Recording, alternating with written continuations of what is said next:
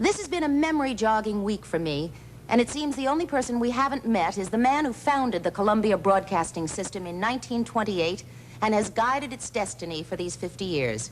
The chairman of the board, Mr. William S. Paley. Thank you, Mary. For 50 years, whenever broadcasting has been successful, it has done just one thing. It's given our country an opportunity to see a reflection of itself, as town meetings did in our earlier days. Whenever broadcasting is at its best, it's America talking to and seeing itself, finding out what amuses it, finding out what it needs to know if it is to have a healthy political and social life. Not that we in broadcasting have had easy going.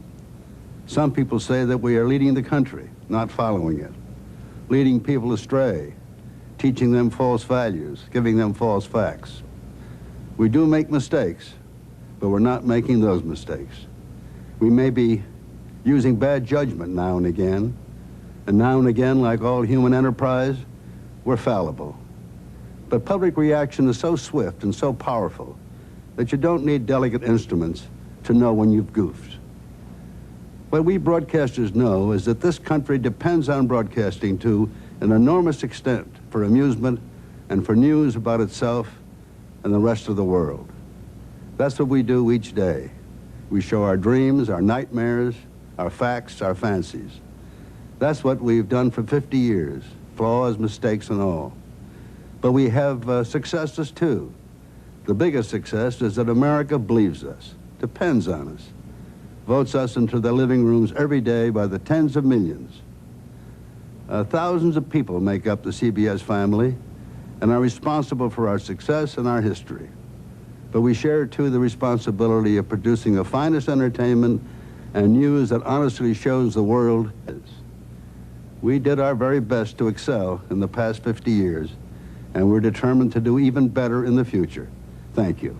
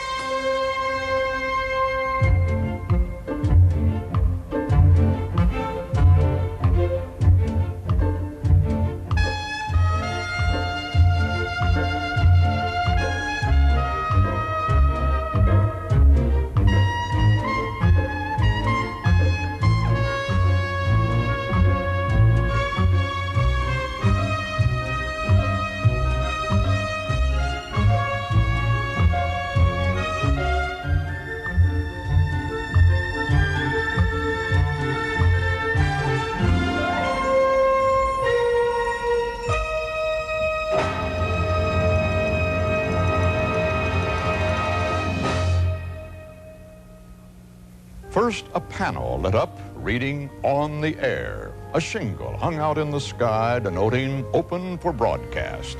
Then words and music. The embarkation has barely started toward Andromeda, cruising at the speed of starlight, and already we are ripe for Jubilee.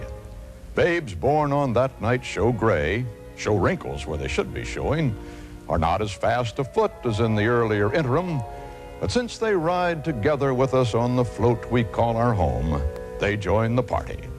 We whose celebration runs out in this hour send you benisons to last you to the year 2000 and as far again beyond. May you give shelter to the muses, melt down your barriers, pay no more dues to war, make liberty a cult and love of liberty a deep addiction. Adorn yourselves with sunny aspects and ornaments of honor. Their end our greetings. But we must send a postfix to Andromeda. When at last this reaches you, know that it went out from a small planet with one moon and 1 billion families, a globe with salted oceans and green mantles. We on this spinning outpost share with you the very same infinity of time and space. So when you spot us on your sets and tune us in and ponder what you see and hear, we ask this only, that you do not judge us yet, for there is more to come.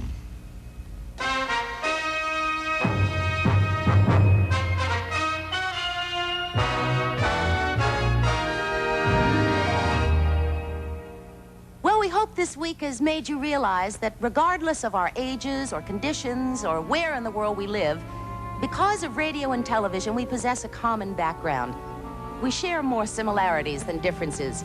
We're all members of the family. It's been fun sharing 50 years with you this week, and let's check in from time to time during the next 50.